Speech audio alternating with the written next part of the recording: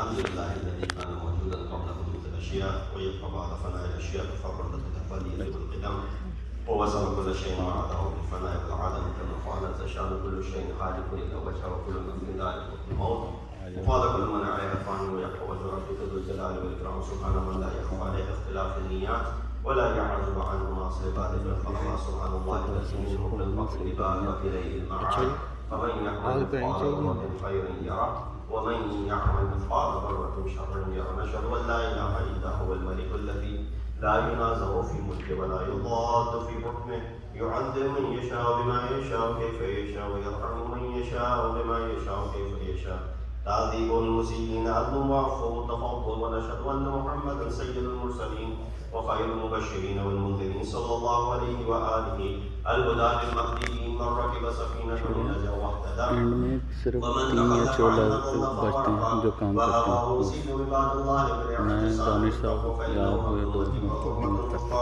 وقال الله تبارك وتعالى وقوله الحق واصدق القائلين بسم الله الرحمن الرحيم ان الدين عند الله الاسلام صدق الله العلي العظيم اللهم على محمد وعلى محمد السلام عليكم ورحمه الله وبركاته. وعليكم السلام. I begin by advising myself and all of you practice the taqwa of Allah, and the piety is the best of provisions. The verse that I recited on the cusp and the threshold of the beginning of Ayyam Azah and Muharram al-Haram, inshallah we prepare ourselves for the arrival of the beginning of the first month in the Islamic lunar calendar.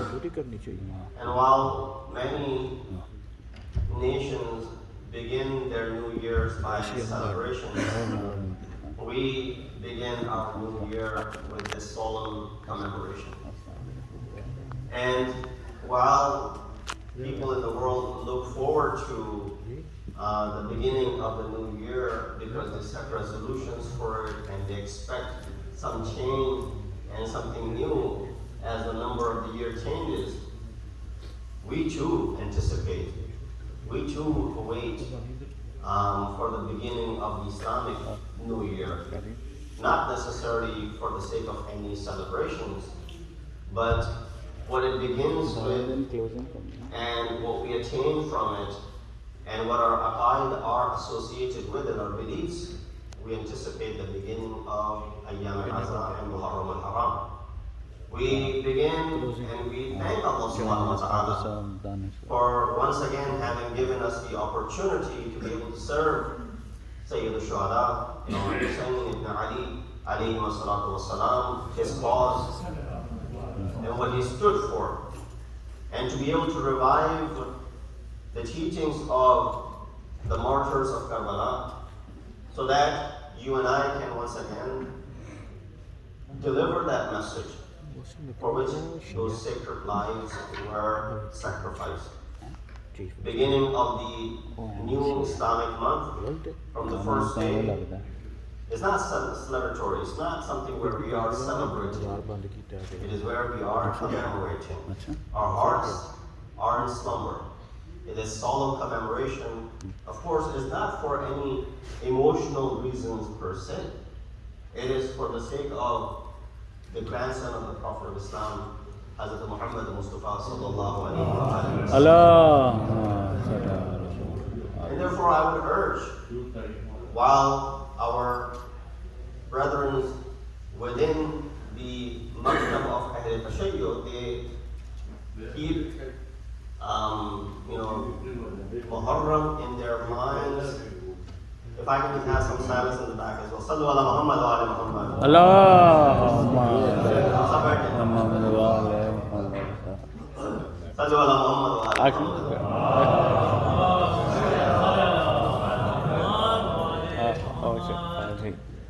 That while our brothers and sisters, they make sure that these ayyam, they refrain from any sort of celebrations.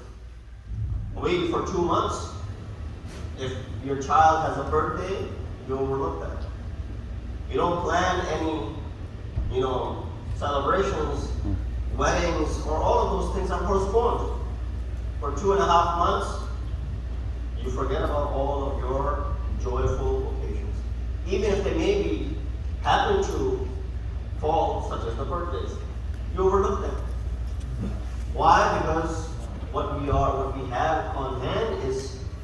more superior than what our own celebrations are all about.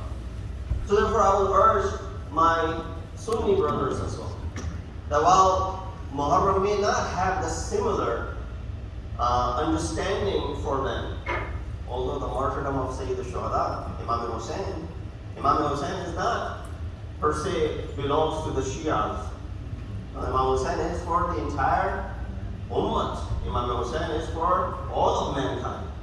Imam Hussein is not exclusive for the Shias, right? If you follow the Nabi of Islam, then how can you not look at the grandchildren of Nabi of Islam?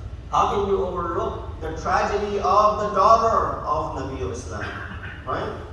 So this is how I explain when sometimes people within our own faith, they ask this question. Within our own maktab, they ask this question, and as well as those of our brothers in Ahl-e-Sunnah, they ask this question. And Molana, there's a wedding that is happening, for example, 15th or 16th of Muharram. Of our, Sunni friends, can we attend, for example, such gatherings? So my response, and this year someone actually did ask, is someone's wedding on the 12th. Of course, we don't condemn this because they are probably not fully aware of the intensity and the gravity of Ayyam al-Azha the way you and I are. Right? They don't realize the intensity and the gravity of it. That's why they don't have that sort of feeling about it. They do, spend the day of Ashura in very solemn manner. In their riwayat, they urge on fasting, and all that stuff is there. But beyond that, it is usually, you follow the maktab of Ahl-e-Bait who continues this, after the Ashura, the Soyam of Imam Hussein, the Jahlum of Imam Hussein, and it ends with, in the month of end of Safar or month of Rabiul Awwal. So someone asked me, Molana, can we attend the wedding of our, Sunni friend, very close friends? Because there are a lot of friendships. In fact, there are a lot of intermarriages as well. So this is where someone would be stuck in this situation. What do we do? And I gave them this answer. I said, imagine if in your family a grandson had died, right, 2 days ago, and today would be the third day after the passing of the grandson. In your family, would you be thinking about going to the wedding? I said, absolutely not. I said, when in your family a grandson or grandchild dies, you have such, emotions where you don't even think about joyful occasions, let alone a wedding where you'll be going to have a good time. That's in the past. You don't think about it. He said, then how can you forget? This is not just an ordinary grandson. This is the grandson of the Holy Prophet. So with that understanding, keep your gatherings as solemn as possible. And not just in the month of Muharram and Safar. In fact, outside of these months also, we should not forget that Muharram and Safar is bringing about this sort of, it imposes upon us that we cannot do certain things. What does that mean? That we mean after the month of Muharram, those things become halal again? So many things, yes, we impose upon ourselves. Like avoiding the gatherings of entertainment. Halal entertainment, when I say that. We avoid those gatherings in the 2 months. We make it haram upon ourselves. Sharia does not say it's haram, right? Nowhere do you find in Sharia that it is forbidden. But we impose it upon ourselves because of the love that we have for Ahl-e-Bait and Syed al-Shuhada. But after the month, we say, well, month of Muharram is over now, let's go back to lahab and la'ab. Let's go back to khushguzarani and let's go back to having a good time, even if there's some haram in it. No. Whatever is haram outside of Muharram is still haram. Whatever is haram within the month of Muharram is haram. So that doesn't change. But we're beyond haram over here, right? We're talking about things that we are allowed to do, yet we choose not to do because of the respect that we have for this Ayyam al-Azha. Prophet drew a straight path, Sirat al-Mustaqim, but soon after the death of Rasulullah in the 11th year after Hijrah, you find what happens. the divide that comes about. And within 50 years, that grandson of the Prophet who used to climb on his back, who the Prophet used to hug him closely, keep him close to his chest, loved him dearly, make him sit on his lap while giving the khutbah, stop his khutbah, care for him that much, showing him, whoever didn't know who it was says, if you don't know who it is, now let me introduce who this person is. Person for whom Rasulullah has said such words which are muttafaq alayh in the riwayat of Shia and the Sunni books of Hadith. You'll find these in Sahih Sittah as well. That Hussein will be me, wa ana min al-muslimin. That Hussein is from me and I'm from Hussein. Inna al-Husayna misbah al-huda wa safinatu al-najah. You find these riwayat in both books. When nobody can deny the personality of Sayyid al-Shuhada, then how do you justify what took place in the 61st year after Hijrah? But here, I'm not here to give that historical lesson. My discussion is primarily that when we know Imam Hussein and his family were treated how one would treat animals, and they were massacred in the plains of Karbala, and they gave their lives, what is the proper way of commemorating that great shahada of Imam? Here we have this ethical analysis of Karbala.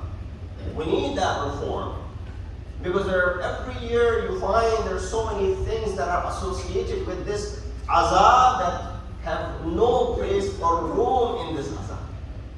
There's so many things that are associated with the majalis that have no room for majalis. If our forefathers were here not too long ago, those who were there in the 70s and the 60s, they come and they look at the way we have our majlis and the things that are done in our majlis, they won't even sit in it. How we have drastically changed the face of, as I was saying, which was supposed to be a place of people of all walks of life, coming, sitting for that common cause.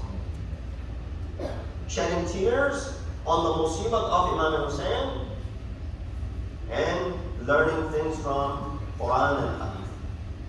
That's the shape of it that was always there and that has been changed. Now there are a few elements that I wanted to run by quickly with this muqaddimah. Number one, the social elements. We need to look at as to how can the society degrade to the maqam. When they had seen Imam Hussein in the arms of Rasulullah, there are still those ashab alive in the 61st year who had seen this with their own eyes. And there's no denial.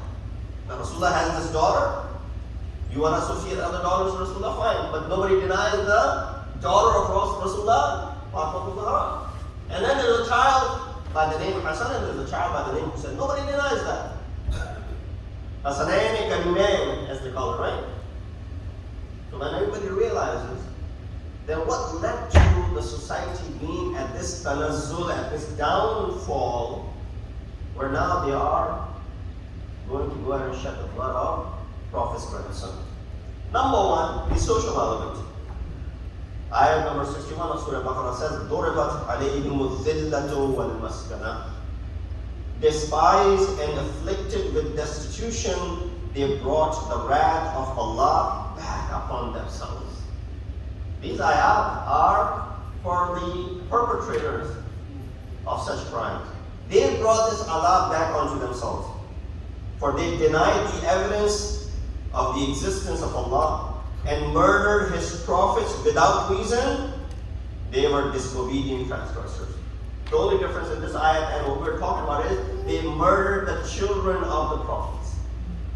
While the ayat says they murdered the children, they murdered the prophets, we're speaking about they murdered the kids and the children of the prophets. So that's the first social element which led to the corruption of the society at that time, where they can't tell from right to wrong. Number two, being away from deen. That is one of the reasons why a person would commit such atrocity, being away from it. Lack of recognition of the Imam of your time. Just the same way you and I have lack of, recognition of Imam of our time. And third, lack of knowledge, ignorance. And lastly, lack of justice and oppression. So let's look at each one of these quickly. Being away from deen. I recited this ayat in the beginning, in the deena, in the lahil, Islam. Islam, submission is the deen in the sight of Allah subhanahu wa ta'ala. Deen which came to teach the way of life, following it guarantees perfection. Drifting away from it becomes the reason for humiliation. This is why Imam al-Hussein said, وَقَدْ بَعَثْتَ رَسُولِي إِلَيْكُمْ. To the people of Kufa, Imam Hussein wrote this letter. بِهَذَا الْكِتَابِ, you wrote this letter to me, you sent this nama to me. أَنَا عَدُوكُمْ إِلَى كِتَابِ اللَّهِ وَسُنَّةِ نَبِيِّهِ. Is that I, invite you to the book of Allah and the sunnah of His Nabi. فَإِنَّ السُنَّةَ قَدْ أُمِيتَتْ. Why am I inviting you to the sunnah? Because the sunnah of Rasulullah has been destroyed, annihilated. And then he says, وَإِنَّ الْبِدْعَةَ قَدْ أُحْيِيتَتْ. These are the words of Imam Hussein. And indeed, bid'ah and innovation has been revived and given birth. وَإِن تَسْمَعُوا قَوْلِي وَتُطِيعُوا أَمْرِي أَهْدِكُمْ سَبِيلَ الرَّشَادِ. Well, I'll come to you. For your guidance, I'll come to you. The Prophet's sunnah is dissolved while the heresies are revived. And then Imam continues with this khutbah. Of course, I'm running out of my time, so I won't go in the depths of it. Number 2, lack of recognition of Islam. And the lack of recognition of Imam as well. Islam, and then the one who's responsible for it in the form of Imam. They don't recognize the Imam. Why do you think Imam Hussein in all of his khutbah was saying from the very beginning, Ana Hussein ibn Ali, Ana Hussein ibn Fatima bint Rasulullah? Why does he need to keep on reminding people who he is? Why does he keep on introducing himself to the people? Do they not know? And I say this quite often, that while we think that we know Imam Hussein, do you think Shimr didn't know Imam Hussein? Do you think Umar ibn Sa'ad did not know Imam Hussein? Do you think Khuli did not know Imam Hussein? Do you think all those people who are present, some of them were the same age as Imam Hussein? They grew up in places together. Many of them were in Siffin. And so they're long standing together. So they well know Imam Hussein. They know who he is exactly. But what is the problem here? Lack of recognition of Imam. Following the responsibilities of Wali and Imam, who is protecting the deen, who is guiding the people, and the social political governance. They don't see Imam Hussein as the Imam of the Ummah. They see Imam Hussein as an ordinary individual who's, yes, related to the Prophet of Islam. So yes, he's an important personality. But what they're lacking is the lack of recognition that he's the Imam of the time. His hukum has the same value as the hukum of Allah subhanahu wa ta'ala. The way you would obey Rasulullah, you would obey Hussein ibn Ali as well. We can understand the concept of vilayat and its importance from the verse of Surah Ma'idah, and as well as Ayat Baligh that you just heard a few days ago during the celebrations of Ghadir, in which Allah is telling the Prophet that if this is not announced, you have not conveyed. فَإِذْ لَمْ تَفْعَلْ فَمَا بَلَّغْتَ رِسَالَتَهُ. What did he have to announce that he hadn't announced in 23 years? It was the concept of Imamat and the Wilayah. Sallu ala Muhammad wa alim. Allah. So, this is the second part of the khutbah, which I'll quickly go through. If with your permission, I'll take a few extra more minutes of your time. What are our duties during Muharram? This is important for us and sisters who are listening, inshallah. That the only ibadat that is accepted, which is done with sincerity, khulus, and taqarrub, are the conditions for the acceptance of this adab. You come with khulus, you come with sincerity, you come in order to be gaining qurb of Allah subhanahu wa ta'ala. If majlis azah, unfortunately, I'm not saying Majlis Allah is doing this. If there's a Majlis which is keeping you away from Qurb Ilahi, and there's no khulus and sincerity in it, there might be some elements which are accepted of it, but the whole thing may not be accepted. Our majalis and our intentions, all this is due to that great sacrifice. Always keep that in mind. Majalis are a great asset for our ummah, a great way of learning and continuing this concept of education alive. No other madhab has this maktab-e-azad that you and I have. No other maktab has 2 months of continuous learning.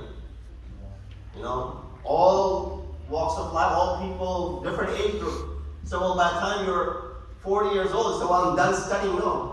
اطلب العلم من المهد إلى اللحد. Learn from your cradle to the grave. Guess what? This maktab is the only one which is teaching a 90-year-old in Majlis Allah. Subhanallah. I'm not saying 90-year-old is the dead is going to die soon, but I'm saying that's the end of the life. 90, 95, 100, however long Allah gives you life. But you find the mothers who bring their 6-month-old with them, and then you find a 90-year-old sitting in the Majlis Allah.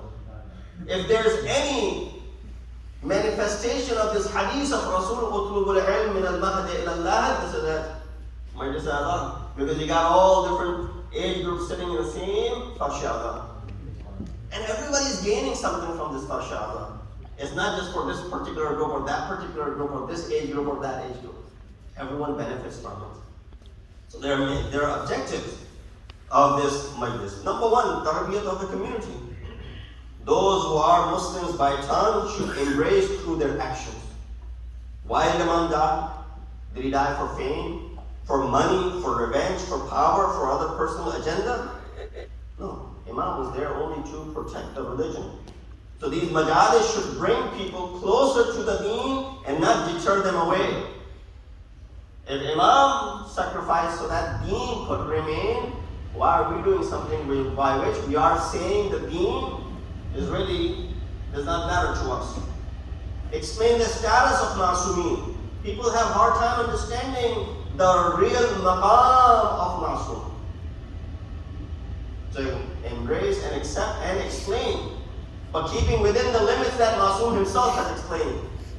Imam said, "Halaka fiyya rajulan, muhibbun ghalin wa mubghizun qalim." 2 types of people are perished over me. Amirul Mu'mineen and Nahjul Balagha. The one who loved me so much that he became ghali, nusayri, associated uluhiyat to me, na'udhu billah, calling me shareek of Allah subhanahu wa ta'ala.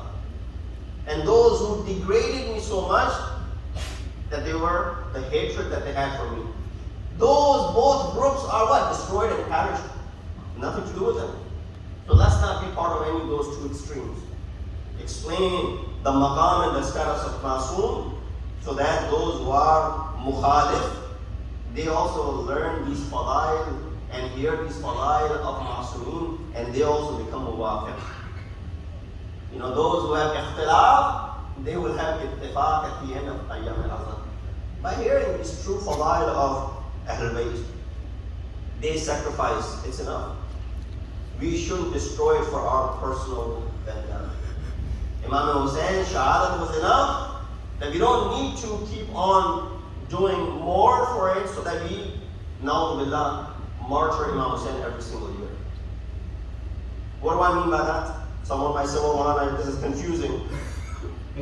That Imam Hussein, sometimes you hear things from the Mimbar just for the sake of, getting more and more wah maybe sometimes, or getting more and more musibat and masaib, so that people cry more.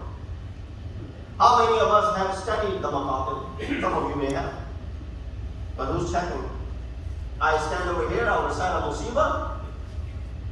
But those who've grown up in this maktab, they have heard all the masaib. If they hear something that they have not heard before, right away they'll be able to point it out.